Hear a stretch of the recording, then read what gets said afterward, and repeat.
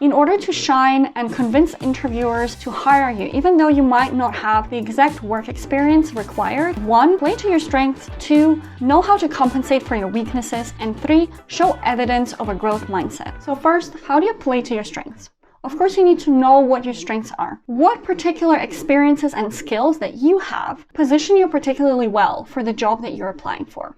So as an example, if you're coming from academic research, you might be particularly good at knowing a variety of research methods and knowing exactly when to apply them. Or you might even be an expert in one particular research method that would be relevant for the particular job you're applying for. If you're coming from the field of analytics, for example, you might be especially good at understanding business metrics, you might be good at statistics or quantitative research. If you're coming from the field of design, you might be really good at communicating with stakeholders or involving your team in your research and design process. Or if you're coming from the field of customer success, you might be extra good at communicating with customers, and thus you might be a really good interviewer. So you want to make sure that you know what your strengths are and how exactly the skills that you have relate to the position that you're hoping to get. Another place where it's extra important to play to your strengths is the assignment phase. So when you get your UX research assignment, what you don't want to do is think, what does the interviewer want? Most problems have different answers and at least different approaches. Know what your strengths are and try to solve the assignment using your particular strengths. This is super important because otherwise you'll find yourself trying to answer follow-up questions about topics you have no idea about, and you won't have time to actually show off the things you're good at. So you want to set yourself up for success from the get-go, make sure that you're in your element and that you can really shine in that interview. The second thing that you need to know how to do is how to compensate for your weaknesses. Here again, you need to know what your weaknesses are, and very importantly, you need to be able to speak comfortably about them. But while you talk about things you're less good at, you want to also be aware and show that you know how to compensate for them. This means that you're very explicit about when and who you will ask for help. Now, speaking about your weaknesses is not going to be perceived as weak at all. It actually is more likely to make you look like someone who is very self-aware and someone who is a good collaborator. And lastly, you want to make sure to show evidence of a growth mindset. Now, the opposite of a growth mindset is a mindset where you think that everyone is born with a certain set of skills and talents, and these stay more or less constant over time. A growth mindset, on the other hand, shows that you know that while we might be born with a certain predisposition or talent, we can all learn and improve over time as long as we're willing to put in the work. So how do you show evidence of the growth mindset? So first and foremost, do know what your weaknesses are and be very explicit and comfortable with them. Being comfortable speaking about your weaknesses is the prerequisite to be able to take in feedback and eventually to be able to work on it and improve. It might also help to show that you are already investing into becoming better at the thing that you're currently not very good at. So that could look like taking an online course, investing into mentoring, or taking pro bono projects to get more practice in that particular skill. I hope this video was helpful for you. Let me know in the comments below what else you want me to talk about in the future. Check out my newest video and hope to see you next week.